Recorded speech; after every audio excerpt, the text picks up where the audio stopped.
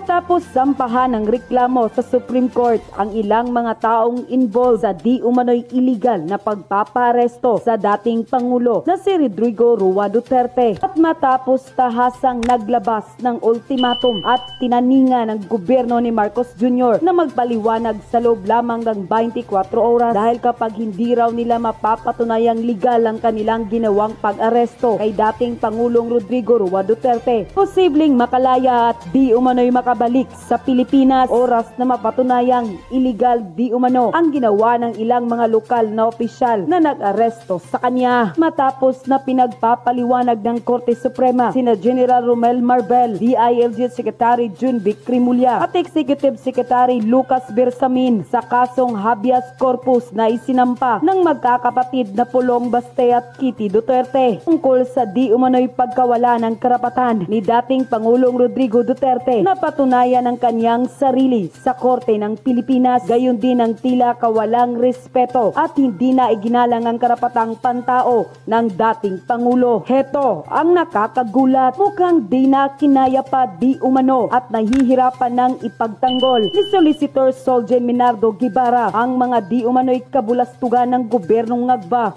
ni Marcos Jr. matapos tuluyan ng umatras at umiwas patungkol sa kaso ni dating Pangulong Rodrigo Duterte sa dayuhang hukuman o ICC.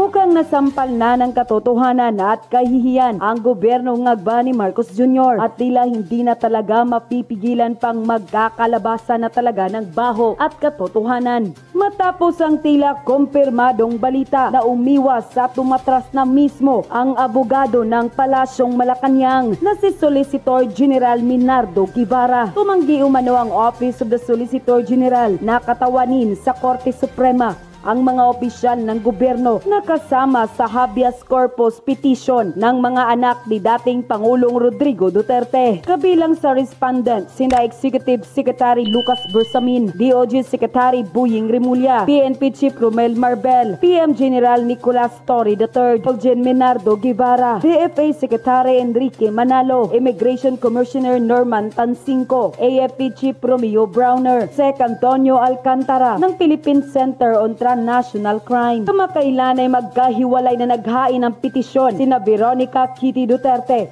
at Davao City Mayor Sebastian Baste Duterte upang mapabalik sa bansa ang kanilang ama na ngayon ay hawak ng ICC. Ayon naman sa Supreme Court, wala pa silang natatanggap na komento mula sa OSG. Narito naman ang paliwanag ni former Presidential Legal Counsel Salvador Panelo na siyang nakakuha ng kopya ng sinasabing petisyon. Yun pa sa kanya, breaking. The Office of the Solicitor General OSG recuses itself from consolidated petitions for habeas corpus of the Duterte's children. In a manifestation and motion filed today, March 17, 2025, the OSG said, considering the OSG firm's position that the ICC is barred from exercising jurisdiction over the Philippines and that the country's investigative prosecutorial and judicial system is functioning as it should, the OSG may not be able to effectively represent respondents in these cases and it's constrained to rescue itself from participating herein. Si Torre nagkautal-utal at eto, may nasisilip sa kanya. Eto, kahinaan ni Torre. Okay? Eto, lagot na siya dito. Panigurado, lagot siya dito. Di ba, napakatapang nito si, napakatapang nito si Torre. Hihilain pa raw.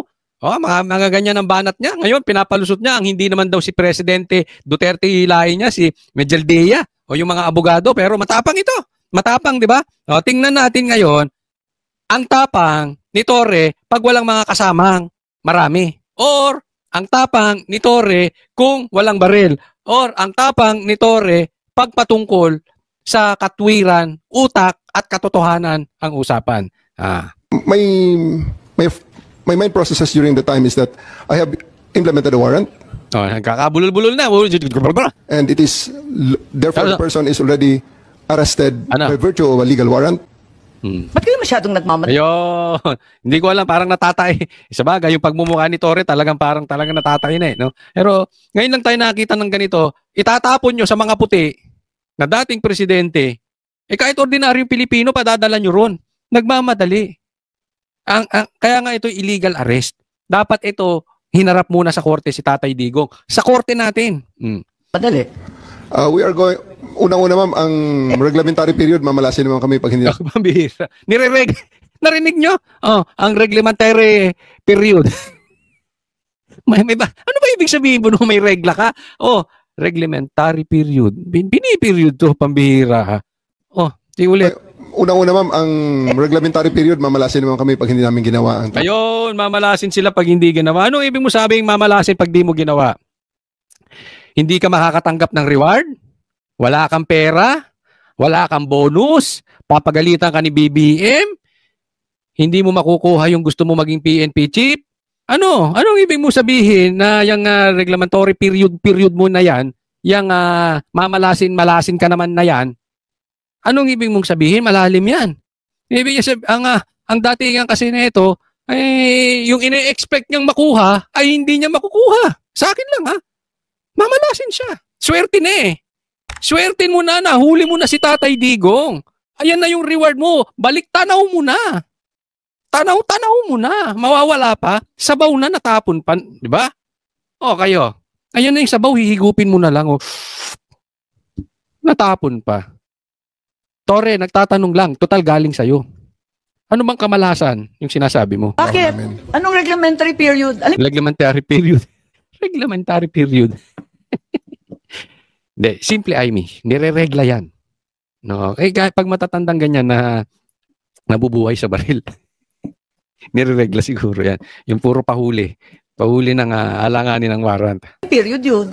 Dahil sinabi na nga ni Executive Director sa ating PCTC na diffusion lang naman yun eh. Wala nga commitment pinag-uusapan dun eh. Wala nga red notice, pambira eh. There is a warrant. Takal na ni Arnie Tevez eh. Wala pa rin, di ba? Oo, di ba? Ito to. Ang tagal na ni Tevez. Di ba, buti pa nga yung ibang bansa, nililitis pa, tinitingnan. Ito bang kaso ni Tevez ay talagang nangyari? Talagang matibay ang ebidensya? Ito ba ay may reasonable doubt? O ito ba ay may karampatang ebidensya para ito ay i-persecute sa Pilipinas? O ito ay political lang? Di ba? Pinadaan sa korte ng Timor-Leste kahit nagre-request si DOJ. Kaya nga siguro, dinudugo si DOJ, talagang galit na galit. Nangingitim na, nakita nyo? Galit na kay Jaime. Nag-ano na, konti na lang, aatakihin na sa puso. Inatake na nga ng pagsisinungaling itong magkapatid eh. Di ba? Inatake ng pagsisinungaling. Oo. May baka kasunod yan eh, atakihin na ng ano to. Ay, nako, wag naman sana, no? Ng masamang atake sa puso. Tulad niyan, di ba? Bakit kayo nagmamadali samantalang ang ibang bansa nagmamalasakit sa Pilipino? Kayong mga Pilipino, kayong iilan dyan, nasabi nga ni John B, kayong 4 na nagplano huliin si Tatay Digong, parang kayong 4 lang masaya dyan. Kayong nasa gobyernong nakikinabang kay Marcos, kayo na lang ang masaya sa nangyayari ngayon sa bansang Pilipinas. Figuratively. Diba yan na sinasabi niya, no, Boying? Na yung sinabi raw ng bata niyang abogado na si Utoy, ay sila daw ay competent judicial court. Ngayon, binabawi. Itong magkapatid na to, laban bawi, di ba? Ba't kayo nagmamadali? Ano yung reglementary period mo? Ano? May I Sagot! refer you to the SOJ, ma'am? Lang naman yun eh. Wala nga commitment. Takal na ni Arnie Tevez eh. Wala pa rin, di ba? Ako napindot ko, sorry. Ba't kayo nagmamadali? Ano yung reglementary period mo? May I refer you to the SOJ, ma'am? Ayun! Pag wala palang baril to si Torres Sumbongero. Hindi pa na kayang sumagot nito mag-isa. Sinagot nito yung napakatalino si Atty. Torion. Grabe kung paano sagutin nitong mama na ito. Napakatalino. Narinig nyo na ba si Atty. Torion? Sharp! Ang memory ni Atty. Torion ang tindi. Pinagsasagot ng mama na ito. Ngayon, si PRRD, ang laki ng experience sa politika. Naging piskal. Ang tagal. Pinagsasagot ni Torre. Mahal ng taong bayan na si PRRD, binalasubas ni Torre, pinagsasagot lang. Dahil may mga kasama. Pag wala palang kasama to, nagsusumbo. Umuurong yung utak. Yung tapang pala ng utak nito, yung kanyang pagiging argumento, yung kanyang pagiging pagiging makipag-debate. Pag marami lang palang kasama. Sige, sumbong mo kay Boying. If the SOJ wants to answer that. Hindi ba pwede kayo na muna? Yung barado ka. Barado ka kay Amy. Lutong-luto ka. Ikaw na lang muna. Pambihira ka naman, Tori. Hindi mo kaya. Mauna lang kayo, tapos sa si SOJ. Pwede. Hindi, mauna si Boying. Mamaya, ganyan ka ng ganyan. Mamaya, sampahan ka ng libel ni magsumbong yan kay Castro, kay Claire. Tasampahan ka ng libel, tapos hulihin ka niyan si Tori sa labas pag maraming kasama. Delikado yan. Pag maraming kasama, ano yan? Makikipagsagutan sa yan. Papasukin ka namin. Sayaw sa gusto mo. Saka ka na lang magreklamo. Ganyan ang mga banat niyan. Ako na ang pinakamataas dito. Wala nang judge dito. Ako pinakamataas. 2 stars. Yari ka, Amy. Okay, ma'am. Okay. My main processes during the time is that I have implemented a warrant and it is there. Kita niyo yung boses? I-compare niyo yung boses niya. Kung paano niya sinagot-sagot si Tatay Digong at si Atty. Torion. Ngayon, nanginginig ang boses. Ewan ko, kayo mag-observe. Ilagay niyo sa comment section, tama ba ako kumali? Di mali. Kanya-kanya tayo eh. Ako yun, na-observe ko. Kayo ba? For the person is already arrested by virtue of a legal warrant, and Article 125 comes into play of the Revised Penal Code, which is entitled Delivery of Persons Legally Arrested to the Proper Judicial Authority. And I do believe at this point, the proper judicial authority, yan yung pinagtatalunan. The proper competent judicial court is not the DOJ. Korte. Judicial, hindi executive. Ang DOJ po executive. Yan yung sinasabi ko, naglaban bawi si Remulla. the judicial authority will be the ICC. Therefore, I have... Hindi rin ICC. Dito nyo nahuli. Sa bansa nyo ba nahuli? Sa bansa natin. Iharap nyo sa korte dito. Pilipino ba siya? Hindi. Dito muna. Then, pag sinabi ng korte natin, sige. Dapat ICC mag-declare, humusga dyan. Ang tawag po ron, Tore, due process. Pinadaan nyo muna sa proseso. Para kang mangingitim pagka hindi mo napadala agad eh. But anyway, sa'yo na nga galing, mamalasing ka. Baka hinabol mo yung swerte mo. To abide with that Article 125 of the... So inaamin mo warrantless arresto. Kasi yung Article 125 ng RPC does not apply kung may warrant. So yung 125 kasi ng RPC or Revised Penal Code, warrantless arrest. Ibig sabihin, pag inaresto ka ng walang warrant, dapat dalahin mo agad sa proper authorities. Dalhin mo sa pulis, tapos dalhin nyo agad sa korte. Para nang sa ganon, hindi ka ma-illegal kidnapping. Kasi walang warrant eh. Hinuli mo lang. Nangyayari po kasi yung walang warrant, kunwari, yung ongoing yung commission ng crime. Halimbawa, nag-snatch. Ganyan. So, kailangan ipresenta mo agad. Diba? Pagka may ongoing, pwede mong hulihin, pero ipresenta mo agad. Yun yung sinasabi ni Amy dito. So, inaamin mo, yung paggamit mo dyan sa batas na yan ng Revised Penal Code, warrantless. So, walang warrant. Inaamin mo, Tore, walang warrant. Kasi ginagamit mo yan. Ano sagot ni Tore? inaamin mo walang warrant. At the many stages, ma'am, all the many other, Hindi, among make other up your laws. mind. Tingnan mo, ang layo na sagot. May warrant, wala. All the stages. Kita nyo kung paano ito makipag-usap pagka siya yung nasa ibabaw. Ito po, sa ating mga Pilipino, hindi lang kay Tore, sa lahat ng mga Pilipino sa buong mundo. Pag tayo ngayon ang nakakaangat-angat, yun po ay pinagpala tayo ng Diyos para gamitin natin ang ating kapangyarihan para magsilbi sa iba. Hindi para mang-api, gamitin natin yung kinaangat natin. Kasi darating at darating ang panahon, even the most powerful tatanda. Even the most strong, the strongest will become weak.